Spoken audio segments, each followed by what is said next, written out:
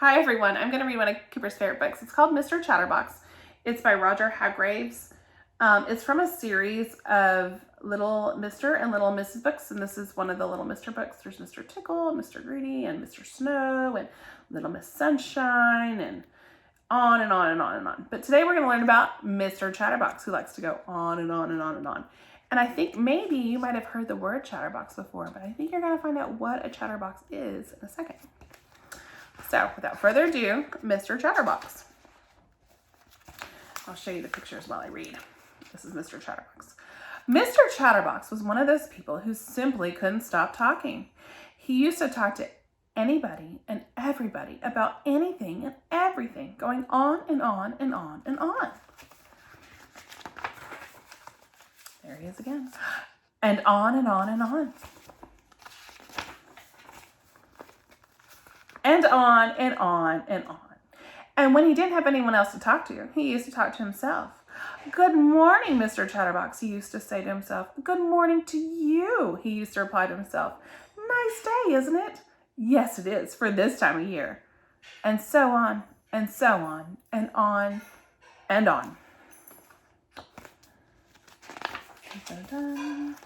He lived in a village in a box-shaped house, Chatterbox Cottage.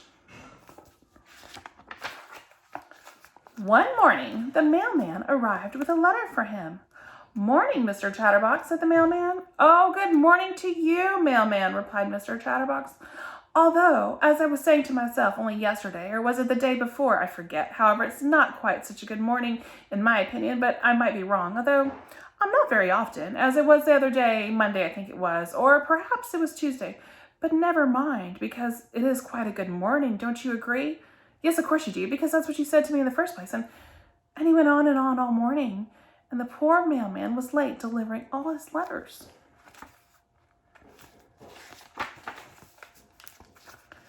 That afternoon, Mr. Chatterbox went into the hat shop in the village.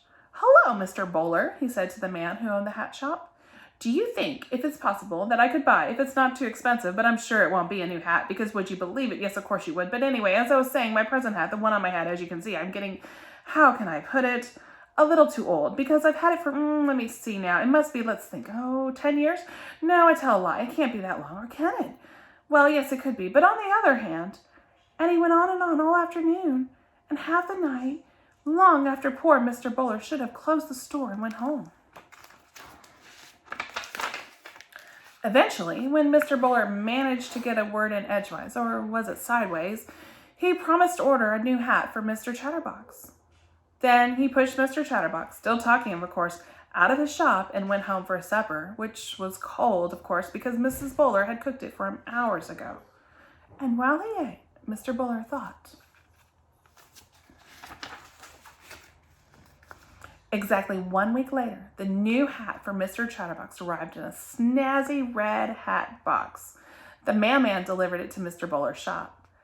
"At last," said Mr. Bowler, having a sigh of relief. "This hat is going to solve the problem of Mr. Chatterbox talking so much." "Oh, I wish it could," said the mailman, "but how can it?" "Because," replied Mr. Bowler, "this hat is a magic hat." "Oh," replied the mailman, who didn't quite understand how it could be a magic hat. The next afternoon, Mr. Bowler took the new hat to Chatterbox Cottage. "Oh, goody," said Mr. Chatterbox, grabbing the hat box and opening it. "It's my new hat, my lovely new hat. I couldn't wait for it to arrive. In fact, I got up early this morning because, aren't I silly? I just knew, I don't know how, but I really knew, that today would be the day. I don't know how I knew, but I knew, and it is. And here's my hat, and oh, isn't it beautiful? I can't wait to try it on. Oh, I do hope it looks good on me. Do you think it will?" "Yes, of course you do. And why don't you try on the hat?" said Mr. Bowler, grinning.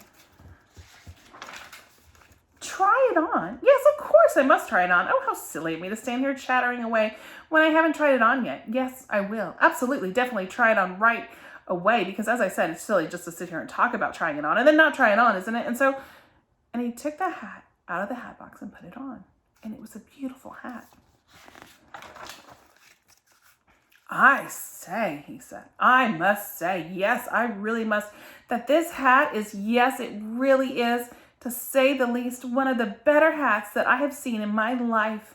And in my life, I must say, I have seen some hats. And furthermore, but while Mr. Chatterbox was talking, a funny thing was happening. The more Mr. Chatterbox talked, the more his hat grew and grew.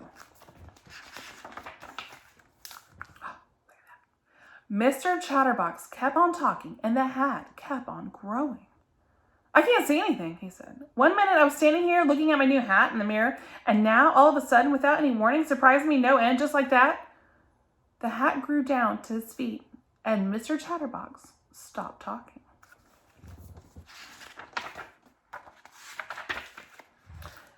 And as soon as he stopped talking, the hat grew smaller and smaller until it was the same size as when he first tried it on.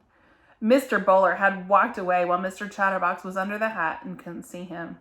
And now Mr. Bowler was walking to his shop. My special hat really works, he chuckled. The following day, Mr. Chatterbox was out for a walk when he met the mailman in the village. Hello, mailman, he said. Hey, do you like my new hat? Have you ever seen such a fine hat? I'm sure you never have. What a hat! But you know what happened, don't you? The hat grew and grew and grew the more Mr. Chatterbox talked.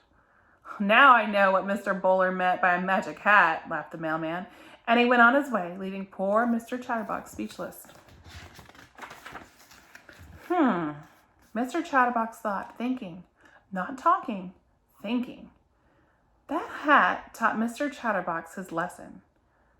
And these days, he doesn't talk half as much as he used to, or even quarter as much. And you know the reason for that, don't you?